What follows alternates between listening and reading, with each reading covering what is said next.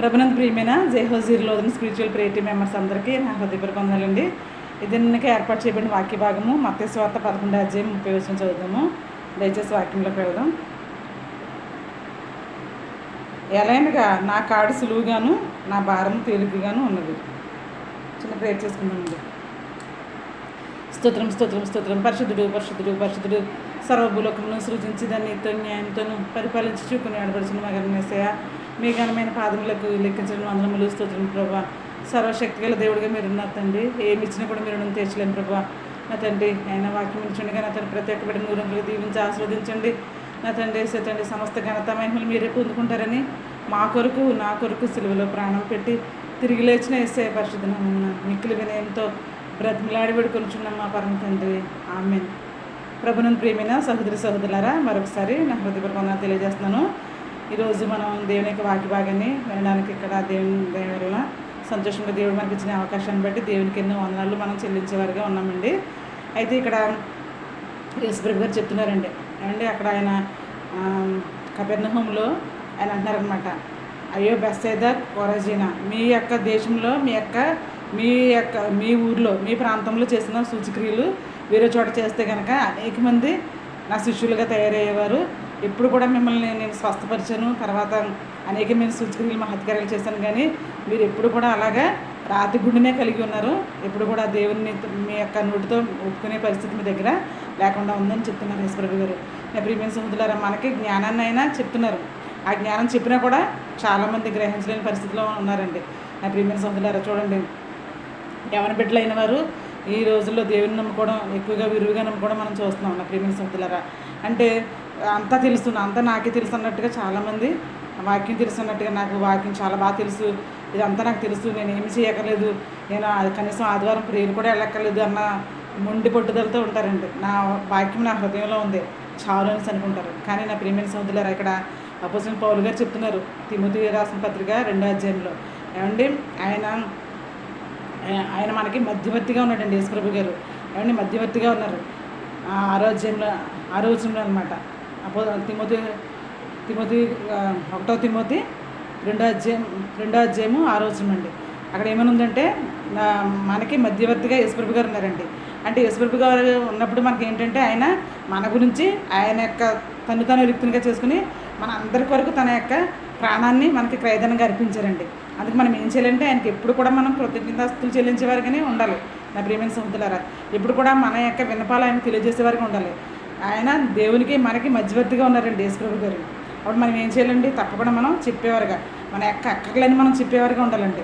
అందుకే ఇక్కడ అంటున్నారు కదా, మత్తయి సువార్త 11:30 నా కాడి సులువుగాను నా భారము తేలికగాను ఉంది. నా ప్రియమైన సహోదరులారా, అంటే మనం ఎప్పుడు కూడా దేవుడిని ఆత్మతోనూ సత్యంతోనూ ఆరాధించే భాగ్యాన్ని మనం కలిగి ఉన్నందుకు దేవునికి మనం స్తుతి చెల్లించేవారికి మనం ఉండాలండి. అందుకే ఇక్కడ అంటున్నారు ఆయన తిమోతికి రాసిన పత్రిక 2వ అధ్యాయం 1వ వచనంలో ఏంటంటే, మనం సుఖంగా క్షేమంగా బ్రతుకు నిమిత్తము తప్పకుండా దేవుని మనం స్తుతించేవారికి ఉండాలండి. మనం దేవునికి ప్రార్థన చేసేవారికి ఉండాలి. మనం దేవునికి ప్రార్థన చేయమని అడుగుతున్నాడు ఆయన. ఎప్పుడు కూడా మనం క్షేమంగా బ్రతకాలంటే ఏం చేయాలంటే మనం దేవునికి ప్రార్థన చేసేవారికి ఉండాలండి. ఈ లోకంలో చాలా అసలు భయంకరమైన పరిస్థితులు జరుగుతున్నాయి. ఎక్కడ చూసినా అల్లర్లు, కుట్లాట్లు, మత విభేదాలండి, భయంకరమైన పరిస్థితులు మనం ఎదుర్కొంటున్నాం. అలా ఎదుర్కొన్నప్పుడు మనం ఏం చేయాలంటే అలాంటి పరిస్థితి ఏమీ లేకుండా ప్రపంచమంతా శాంతిగా సమాధానంగా ఉండాలని అధికారుల కొరకు మనం ప్రార్థన చేయాలండి. వాళ్ళ యొక్క మైండ్ సెట్ మంచిగా ఉండే విధంగా. రాజ్యాంగం అంతా కూడా చాలా మంచిగానే ఉంది, కానీ అందులో చాలా ముఖ్యమైన విషయాలన్నీ కూడా మార్చేయడానికి చూస్తున్నారు ఇలా. అందుకే మనం ఏం చేయాలంటే వారి యొక్క మనస్తత్వాన్ని మంచిగా ఉంచేలాగా మనం ప్రార్థన చేయాలండి.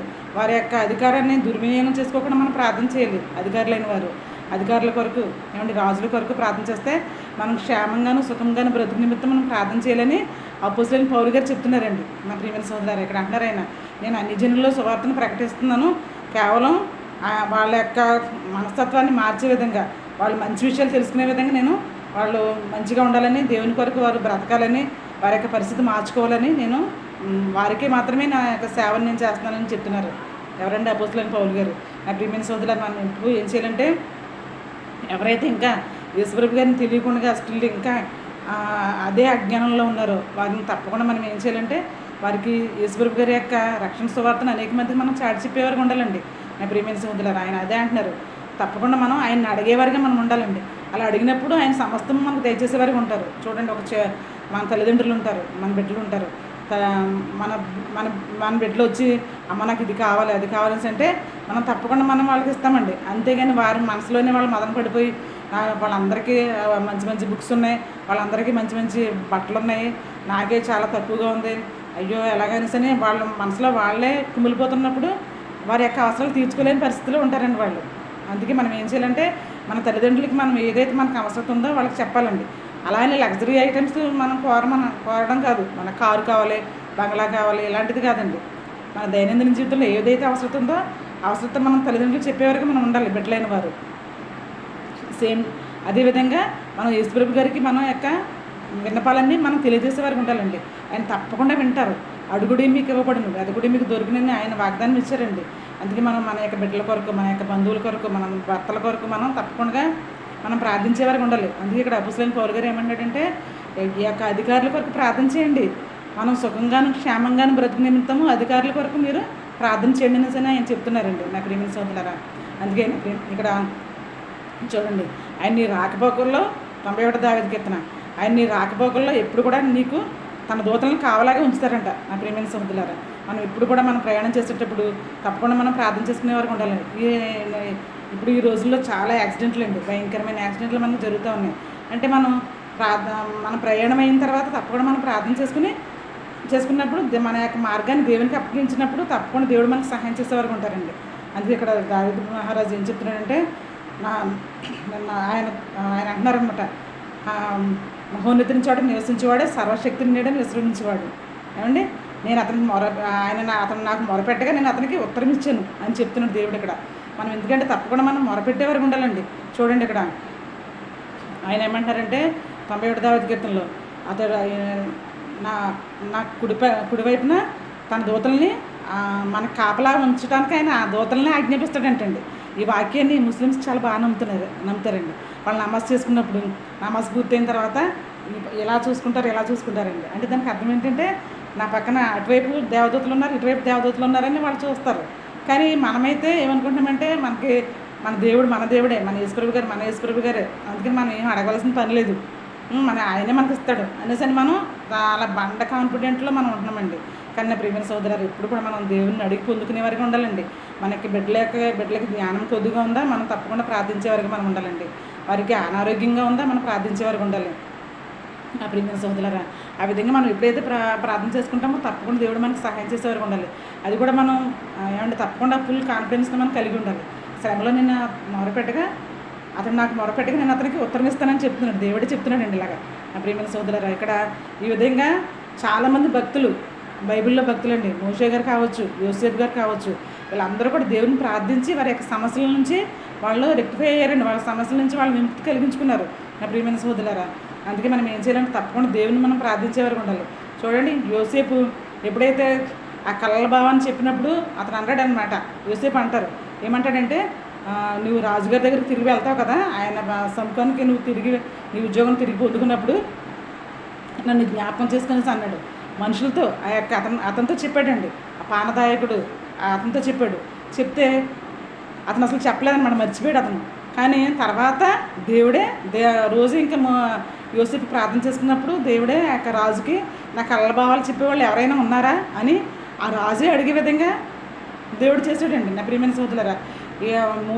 యోసేపు వీళ్ళకి ఇచ్చిన ఆ యొక్క సహాయాన్ని బట్టి వాళ్ళు మర్చిపోయారు. యోసేపు అన్నాడు, మీరు అక్కడికి తిరిగి మళ్ళీ నీ ఉద్యోగం మళ్ళీ నీకు తిరిగి వచ్చినప్పుడు నన్ను రాజుగారి సమ్ముఖం ముందు నన్ను జ్ఞాపకం చేసుకో, నా గురించి ఒకసారి చెప్పు అనేసి అన్నప్పుడు అతను పానదాయకుడు చెప్పలేదండి, చెప్పకుండా అలాగే ఉన్నాడు. కానీ దేవుడే మళ్ళీ తిరిగి యోసేపు చేసిన ప్రార్థనలను బట్టి ఆ రాజు అడుగుతున్నాడు, నా కళ్ళ భావాలు చెప్పేవాళ్ళు ఎవరైనా ఉన్నారా అని అడుగుతున్నారు. అడిగినప్పుడు వెంటనే అతనికి గుర్తొచ్చి అవునండి, నేను ఇక్కడికి రావడానికి కారణం ఫలానా యోసేపు దేవుని జ్ఞానాన్ని కలిగి ఉన్నాడు, అతని కళభావం చెప్తాడు అని అన్నప్పుడు వెంటనే యోసేపుని అక్కడ రమ్మడం, తర్వాత ఆయన ఆ యొక్క గొప్పదైన ఐగుప్తు దేశానికి మహారాజు కావటం మనం చూస్తున్నాం నా ప్రియమైన సోదరులుగా. ఇప్పుడు కూడా మనుషుల మీద ఆధారపడడం చాలా భయంకరమైన దుస్థితి అండి. మనుషుల మీద మనం ఇప్పుడు కూడా ఆధారపడకూడదు, కేవలం దేవుని మీదే మనం ఆధారపడేవారుగా మనం ఉండాలండి. అందుకే ఆయన అంటున్నాడు, నీతి కొరకు ఆకలి దప్పులు గలవారు ధన్యులు, వారు తృప్తిపరచబడుదురు.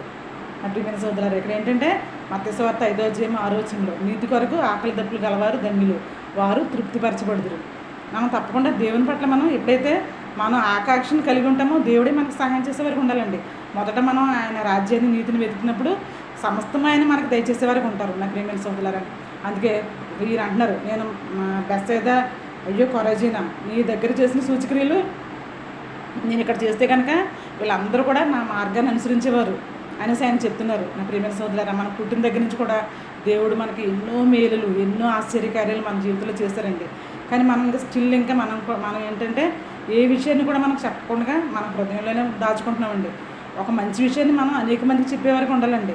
అలా చెప్పినప్పుడు వాళ్ళు కూడా దేవుని సంతోషంగా అంగీకరించే వరకు ఉంటారు. ఈ లోకంలో మనం ఎంత ధనం ఉన్నా, ఎంత ఆస్తిపాస్తులు ఉన్నా, ఏమండి ఎంత మనకి సంపదలు ఉన్నా కూడా మనం వాటి ఎందు మనకి ఏమాత్రం సంతృప్తి అనేది ఉండదండి. కేవలం దేవుడిచ్చే యొక్క పరలోక రాజ్య భాగ్యంతో మనం సంతృప్తిగా మనం జీవించే వరకు మనం ఉంటామండి. ఆ పరలోకంలో ఏడుపైనను పండ్లు కొరుకుటైనను ఉండదని చెప్తున్నాడు దేవుడు. ఏమంటే అక్కడ ప్రతిదీ కూడా మనం ఎంతో ఫుల్ సాటిస్ఫాక్షన్గా మనం అక్కడ ఉంటామండి. ఈ లోకంలో మనం ఒక గృహం కట్టిన తర్వాత ఇంకా తర్వాత గృహం వైపు చూస్తే మన కొత్త గృహాన్ని మనం చూసినప్పుడు ఇంకా ఏదో కట్టాలి, దాంట్లో ఆ కిచెన్ మళ్ళీ రీమోడల్ చేయాలి, లేకపోతే ఇలాగ మనం ఒక రూము హాల్ కానీ రీమోడల్ చేయాలని అని ఎన్నో ప్రశ్నలు తలెత్తుతూ ఉంటున్నాయండి. కానీ పరలోక రాజ్యం అలా కాదు. పరలోక రాజ్యాన్ని దేవుడు చక్కగా ఫుల్ ఫ్లెడ్జ్డ్గా తయారు చేసి పెట్టాడండి మన కొరకు. ఏమండి అక్కడ ఆకలినను దప్పికైనా ఉండదు, ఏ యొక్క అశాంతి కూడా అక్కడ ఉండదండి. మనం కేవలం ఆ యొక్క పరలోక రాజ్యంలో ప్రవేశించినప్పుడు ఇంకా ఎప్పుడు కూడా మన సంతృప్తికరమైన జీవితాన్ని మనం అక్కడ జీవిస్తామండి. కానీ ఈ లోకంలో ఉన్నప్పుడు మనకి ప్రతిరోజు కూడా ఏదో అశాంతి, ఏదో ఒక బాధ కలిగించే పరిస్థితులే మనకు ఎదురవుతూ ఉంటాయి. కానీ పరలోక రాజ్యంలో మనం ఎప్పుడు కూడా సంతోషంతో తండ్రితో నిత్యానందాన్ని మనం పొందుకునే వరకు ఉంటాం. ఎందుకంటే ఇక్కడ యేసుప్రభు క్రీస్తు యేసు అను నరుడు మనకి మధ్యవర్తిగా ఉన్నాడండి. ఆయన మధ్యవర్తిగా ఉండి ఆయన మన పాపం కొరకు మన పాపాలను ఆయన మీద వేసుకుని తాను రిక్తునిగా చేసుకుని మన గురించి ఆయన మరణించారండి. మరణించి తిరిగి లేచారు. అందుకే ఇక్కడ అపోజిట్ పౌలు గారు చెప్తున్నాడు, నేను యేసుప్రభు గారిని తప్ప నేను ఏది కూడా ప్రకటించను, కేవలం ప్రభు అయిన యేసుక్రీస్తు వారి గురించి నేను చెప్తాను, అది కూడా అన్ని జనులకి, అంటే దేవుడిని ఎరగని ప్రజలకు నేను చెప్తానని అంటున్నారు నా ప్రియమైన సహోదరులారా. తర్వాత మనం ప్రతి ఒక్కరి గురించి మనం ప్రార్థన చేయమని ఆయన చెప్తున్నారు. అపోజిట్ పౌలు గారు చెప్తున్నారండి. అవునండి, మనకి తండ్రి అయిన దేవుడు మనం చాలాసార్లు మనం చెప్పుకున్నాం, యేసుప్రభు గారు మనకు మాదిరిగా ఉన్నారండి. ఏమండి అందుకే మనం ఏం చేయాలంటే యేసుప్రభు గారు ఏదైతే ప్రతి ఒక్క విషయంలోనూ కూడా తండ్రికి ప్రార్థన చేసి ఆయన ప్రతి సూచిక్రియ చేయడం మనం చూస్తాం నా ప్రియమైన సహోదరులారా. అందుకే మన బిడ్డలకి ఏదైతే అవసరం ఉందో ఆ అవసరాల గురించి మనం ప్రార్థన చేసి దేవుని యొక్క ఆశీర్వాదం పొందుకునే వరకు మనం ఉండాలండి నా ప్రియమైన సహోదరులారా. చెప్పాం కదా, ఆ యొక్క ముస్లిమ్స్ నమాజ్ చేసినప్పుడు వాళ్ళు ఇరువైపులా చూసుకుంటారు. నమాజ్ కంప్లీట్ అయిన తర్వాత వాళ్ళు ఇలా చూస్తారండి, ఇలా చూస్తారు. అంటే దానికి అర్థం ఏంటంటే దేవదూతలు నా పక్కన ఉన్నారు అని వాళ్ళు నమ్ముతారనమాట. దేవదూతలు నా పక్కన ఉన్నారని నమ్ముతారు. అది ఇక్కడ ఏం చెప్తున్నారు, నీ పాదములు రాయి తగలకుండా వారిని తమ చేతులతో ఎత్తు పట్టుకుందరు అంటున్నారు. ఎక్కడండి 91వ దావీదు కీర్తనలో 6వ వచనంలో, వారు నీ రాకపోకలేని యెహోవాని కాపాడుతారు, తర్వాత నీ పాదములకు రాయి తగలకుండా వారిని తమ చేతుల మీద ఎత్తు పట్టుకుందరు. ఎవరండి? దేవదూతలు. అవునండి, మనం చాలాసార్లు ప్రయాణంలో వెళ్ళినప్పుడు త్రుటిలో ప్రతి ఒక్క అపాయం తప్పించుకుని వచ్చేస్తూ ఉంటాం, మన గృహానికి చేస్తూ ఉంటాం. అంటే అన్ని అపాయకరమైన పరిస్థితుల నుంచి మనల్ని దేవుడే మనల్ని కాపాడతారండి. ఏమండి అందుకే మనం ఏం చేయాలంటే మన బిడ్డల కొరకు మనం ప్రార్థించుకునే వారికి ఉండాలండి. ఏమండి మన భర్తల కొరకు మనం ప్రార్థించుకునే వారికి ఉండాలి. ఏమండి అలా ప్రార్థించుకున్నప్పుడు ఈ లోకంలో ఏ కీడు అనేది మనకు సంభవించదండి. ఆ కీడే మనల్ని విడిచి పారిపోతుందండి నా ప్రియమైన సహోదరులారా. ఎందుకంటే మనం మన తండ్రి అయిన దేవునికి మనం చెప్పేస్తున్నాం. ఆయన బలిష్టమైన చేతుల కింద మనం దేన మనసు కలిగి ఉండి ఆయన ఎప్పుడైతే మనం అడుగుతామో తప్పకుండా దేవుడు మనకు సహాయం చేసే వరకు ఉండాలండి. మొదట మనం ఏం చేయాలంటే తప్పకుండా నా దేవుడు నాకు తప్పక సహాయం చేస్తారు, ఈ లోకంలో ఏది కూడా నాకు అక్కర్లేదు, కేవలం దేవుని యొక్క కృప ఉంటే నాకు చాలు అని ఎప్పుడైతే మనం దేవుని కృప మీద మనం ఆధారపడ్డామో అప్పుడు యోసేపు ఏ విధంగా అయితే పానదాయకుడి మీద ఆధారపడి ఇంకా జైల్లోనే ఉన్నాడండి. కానీ తర్వాత ఎప్పుడైతే తిరిగి ప్రార్థన చేసుకున్నాడో అప్పుడు మాత్రమే ఆ రాజుగారికి ఆ కళ గురించి యొక్క అవసరత అనేది వచ్చిందండి. అప్పుడు ఆ రాజుగారు తన కళభావం చెప్పినప్పుడు ఇంకా యోసేపు చెప్పగానే బాబా 7 సంవత్సరాల కరువు వస్తే ఎలాగా 7 సంవత్సరాల కరువుని మనం ఏ విధంగా తీర్చాలి, ఇంత జ్ఞానవంతుడైన యోసేపు మాత్రమే తీర్చగలడు అనేసి ఆయన ఆ యోసేపు మీద కేవలం దేవుడి బయలుపరిచిన జ్ఞానం గురించి ఆ యోసేపు మీద అంత కాన్ఫిడెన్స్ని ఆ రాజుగారు కలిగి ఉన్నాడండి. ఏమండి, ఐగుప్తు దేశం చాలా పెద్ద దేశం. ఆ దేశం తర్వాత చుట్టుపక్కల దేశాలు అన్నీ కూడా 7 సంవత్సరాల కరువు నుంచి యోసేపు వాళ్ళని దేవుడు వాళ్ళందరినీ కూడా కాపాడాడండి నా ప్రియమైన సహోదరులారా. అంటే కేవలం ప్రార్థన మాత్రమే ఎంత సక్సెస్ఫుల్గా మనం లైఫ్ని లీడ్ చేసే పరిస్థితి మనకు వస్తుందండి.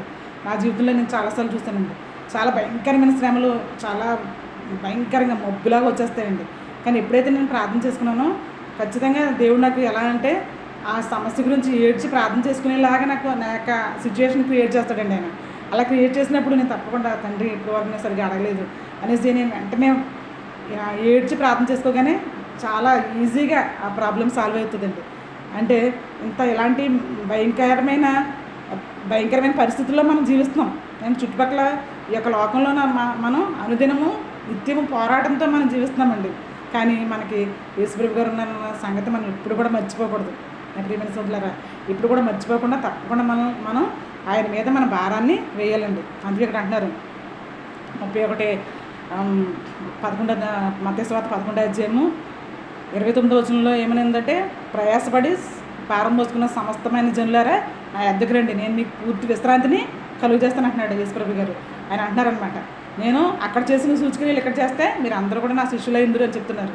ఇంకా ముందు వచ్చిన వాళ్ళు ఏమంటున్నారంటే, ఆయన ప్రయాసపడి భారం మోస్తున్న సమస్తమైన వారులారా నా యొద్దకు రండి, నేను సంపూర్ణమైన విశ్రాంతిని మీకు దయచేస్తాను అని చెప్తున్నారు. నా ప్రియమైన సోదరులారా, తన ప్రాణాన్నే మనకి ప్రాణంగా ఇచ్చారండి.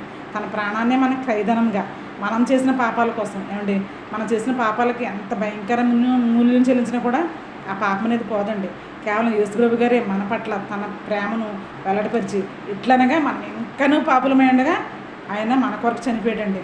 చనిపోయి ఆయన తిరిగి లేచి ఆయన పరలోక రాజ్యానికి సిద్ధపాటు చేసి నేనుండు స్థలంలో మీరుండులాగా నేను మళ్ళా వచ్చి తీసుకెళ్తానని చెప్పడం మనం చూస్తున్నాం నా ప్రియమైన సోదరులారా.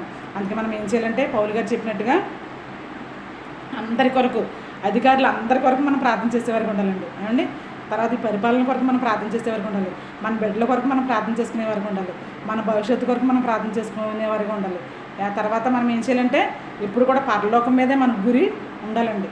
ఆ పరలోకం మీద మన గురి ఉండి మనం ఏ విధంగా అయితే తల్లి గర్భంలో నుంచి దేవుడు మనల్ని మంచిగా ప్యూర్గా మనల్ని పుట్టించాడో అట్టి రీతిగానే మనం పరిశుద్ధతను ధరించుకుని, ఏమంటే మారు మనసును ధరించుకుని నూతనమైన మనసుతో మళ్ళీ తిరిగి ప్రభువుని చేరే విధంగా మన యొక్క హృదయాలను మనం మార్చుకుందామండి.